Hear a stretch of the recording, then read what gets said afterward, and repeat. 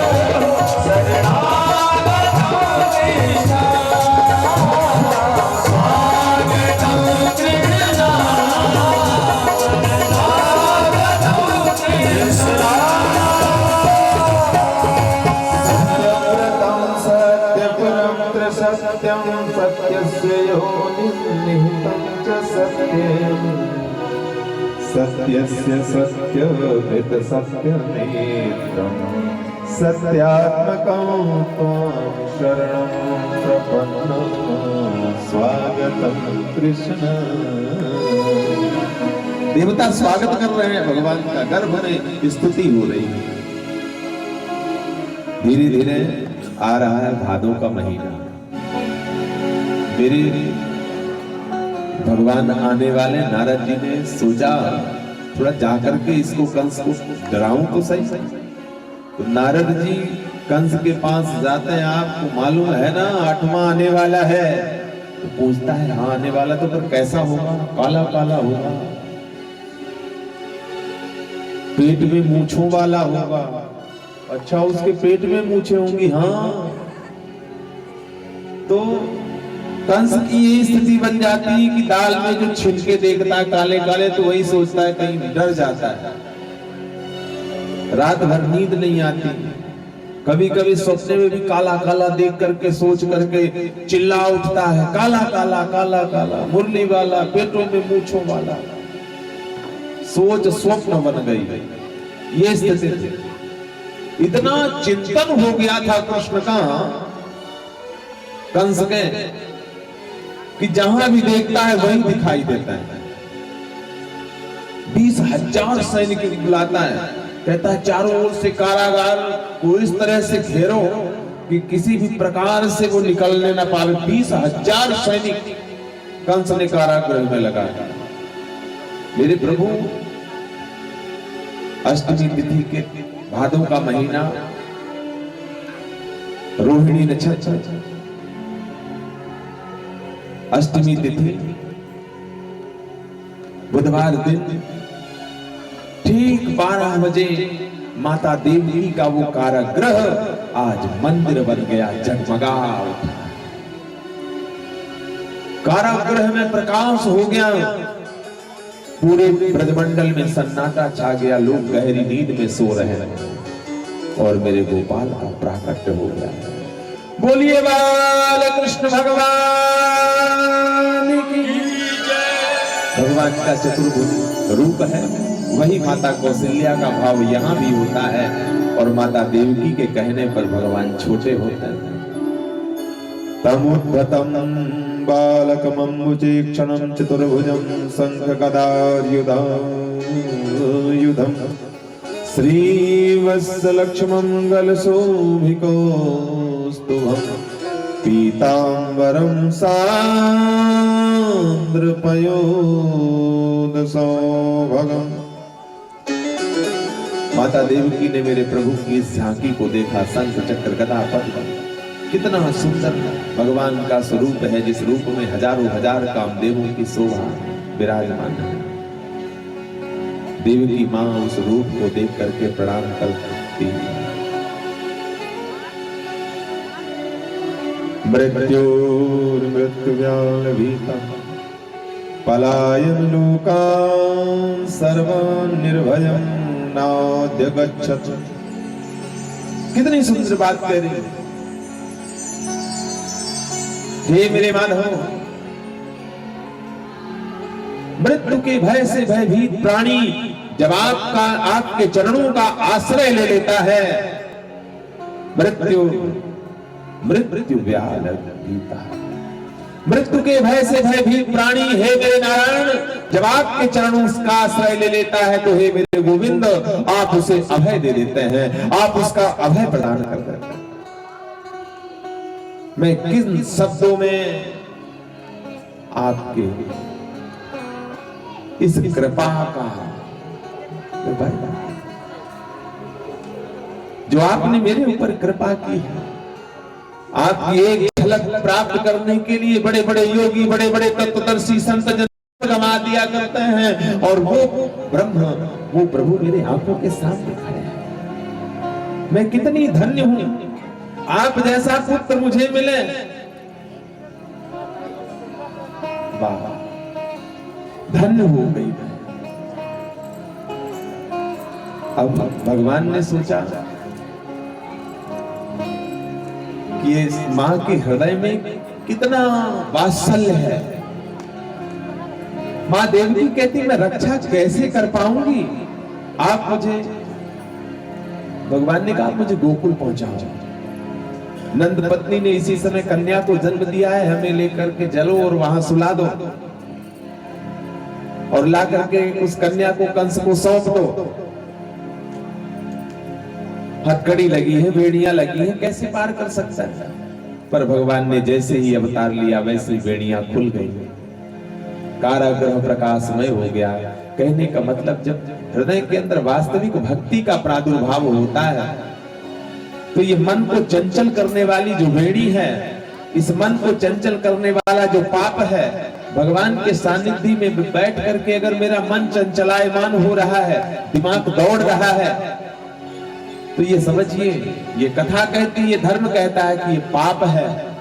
वो पाप जो गड़बड़ी पैदा कर रहा है, आपको वो लाभ नहीं लेने देता कि आप अगर वो लाभ ले लोगे तो हो सकता है आप अपनी उस दुर्वृत्ति से बाहर निकल करके आप के सुकृत आपके पुण्य इतने अर्जित हो जाए, तो वो लाभ नहीं लेने देता पाप। आ करके भी मनोवृत्ति कहीं है, चित्त कहीं है, मन कहीं है, ढूंढ रहे कौन क्या कर रहा है, बैठे रहे कब ये उठेंगे, कहीं देख रहे हैं क्या फूल ला रहे हैं, क्या माला ला रहे हैं।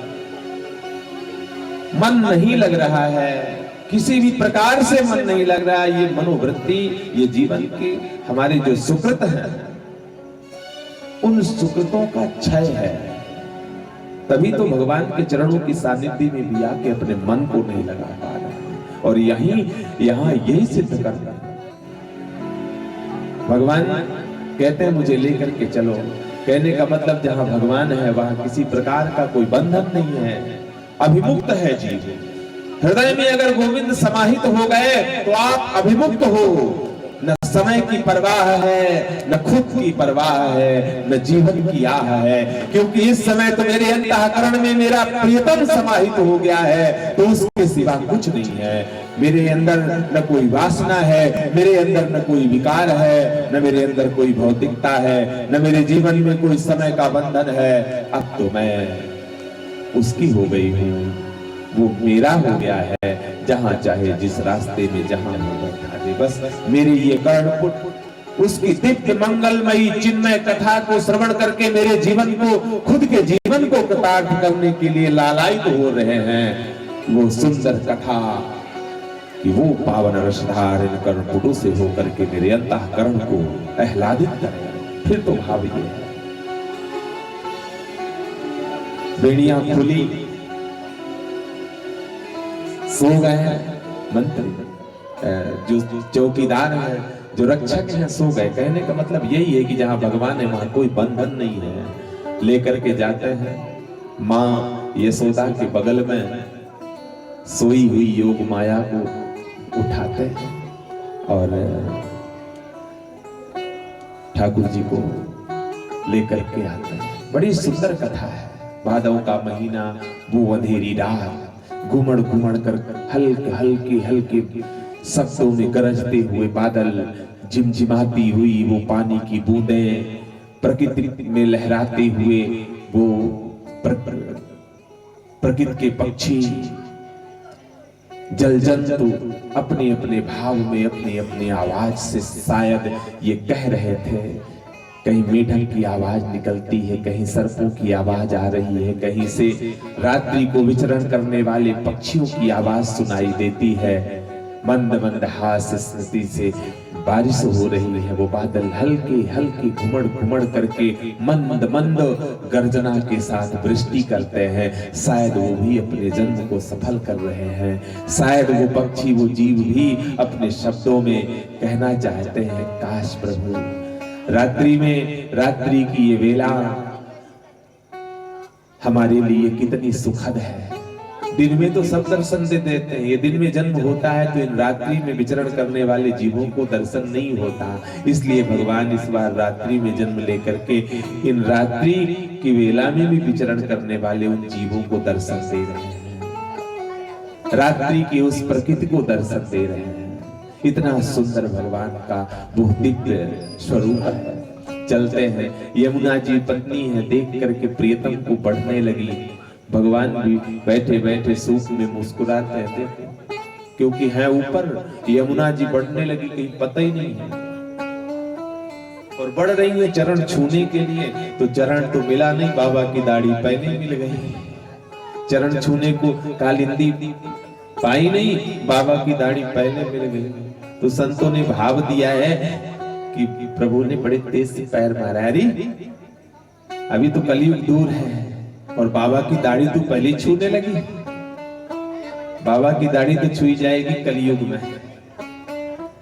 माँ यमुना प्रणाम करके प्रभु के चरणों को, प्रीतम के चरणों को नीचे हो जाती हैं। लेकर के वसुदेव जी जाते हैं, माँ यशोदा के बगल में सोई हुई योग माया को लेकर के उठाते हैं और लाला को सुलाते हैं।